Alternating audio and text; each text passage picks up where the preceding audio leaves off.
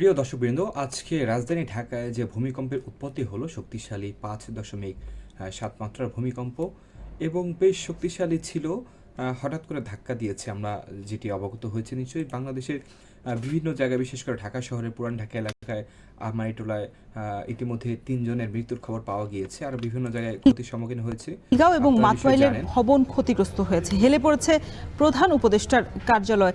এর আগেও আমরা অনেক জায়গায় বিল্ডিং হেলে পড়েছে, সেই তথ্যটাও আমরা দেখেছি যে অনেক সময় ভূমিকম্প হয়েছে। দর্শক, এই বিষয়ে আরো পুলক জানাবেন, আপনি যেখানে আছেন সেখানকার ভবনের কি অবস্থা?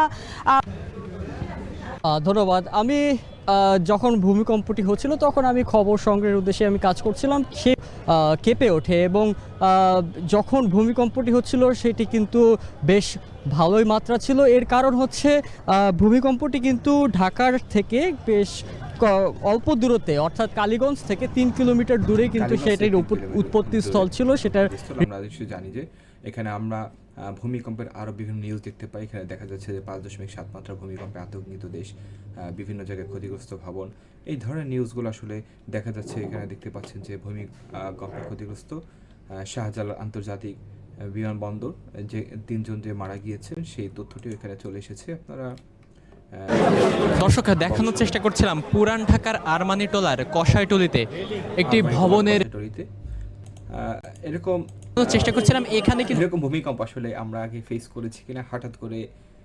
হঠাৎ একটি ভূমিকম্পের প্রবণতা ধাক্কা এলো, অনেক জোরে একটি ধাক্কা, বেশ জোরে সোরে এসেছে।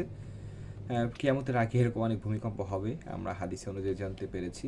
আসলে মৃত্যুর কথা বলা যায় না, কখন কার কোথায় কিভাবে মৃত্যু হবে সেটা আল্লাহ তাআলাই ভালো জানে। তাই আমরা আল্লাহর কাছে দোয়া করা, প্রার্থনা করা, আল্লাহ যাতে দিন শেষে আমাদেরকে ঈমানের সাথে মৃত্যু দেয়। সবাই ভালো থাকবেন, সুস্থ থাকবেন, নিরাপদে থাকবেন। আল্লাহ হাফেজ।